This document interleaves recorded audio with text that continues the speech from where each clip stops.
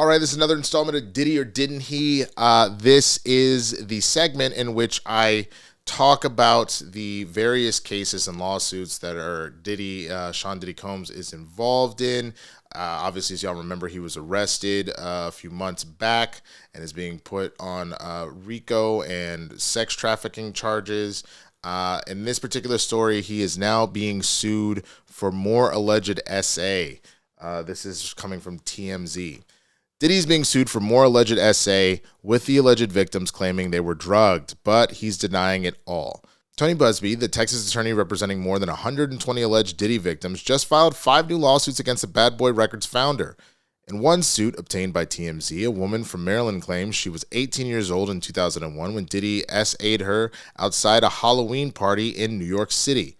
The woman who is suing Diddy as a Jane Doe claims one of Diddy's security guards escorted her to a black SUV limousine where Diddy was waiting with 6 members of his security team. She claims someone handed her a drink, which made her feel dizzy after consumption, and says Diddy forced her to perform oral sex on each of the men in the limo and ultimately himself.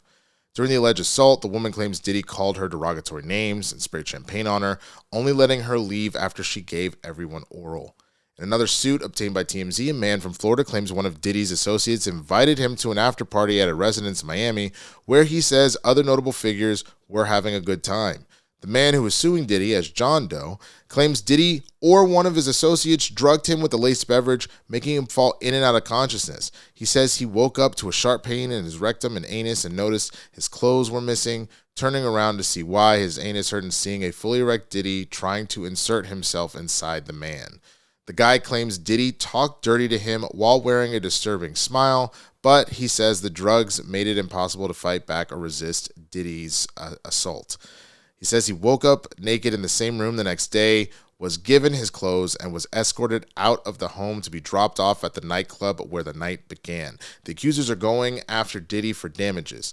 Diddy's attorneys tell TMZ Busby's barrage of lawsuits are shameless, publicity stunts designed to extract payments, and Diddy never SA'd or trafficked anyone. All right. I've said this after every Diddy or Didn't He. Obviously, all of this is alleged. We're waiting for all of these court cases to happen, but I keep talking about it just because this is a pretty major thing that's being said out here, and it is something that people should be paying attention to, and hearing everything that's kind of going on one way or the other. It's a situation where it needs to play out in court and things need to be settled in court and all that kind of stuff.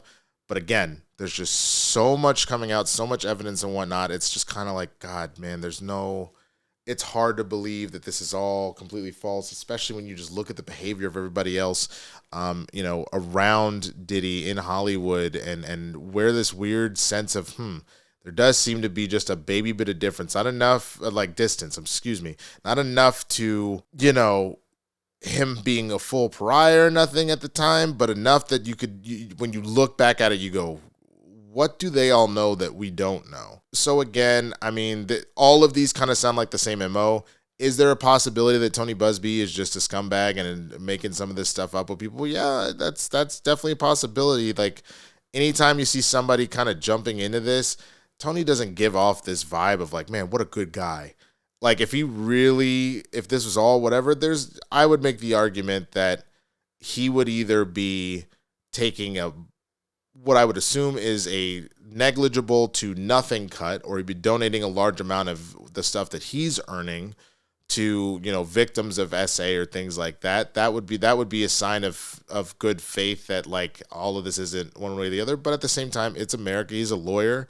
He's doing his job. He deserves to get paid if he ends up winning off of this stuff. But again, 120 is one of those things where it's like, I both believe the number based off all the things that are being said about Diddy, but I understand the idea of this being kind of like, whoa. But either way, man, I genuinely hope, because we talked about the last time I talked about Diddy, I was talking about how he was denied bail. And, a lot of that was tied to the fact that, like, he was using other people in the prison's phone cards to make calls to unauthorized folks to, talk to his son, supposedly to witness tamper, allegedly, and things like that. Those are not the actions of an innocent man. They're not. So again, this needs to play out in the court, man, but Jesus Christ. Oh God. Well, let me know what you think about this latest set of lawsuits, and let me know what you think in general about the Diddy or Diddy stuff that's going on. If you've been here before, then you know that there actually is a playlist of all of the stories I've covered on Diddy or Diddy, and it covers everything, man. The arrest, baby oil, all of the various civil lawsuits that are happening, as well as his criminal case, which is supposed to start in May of next year. So check out that playlist. You can get all of that. And again, get in the comments. Let me know what you think about the whole thing.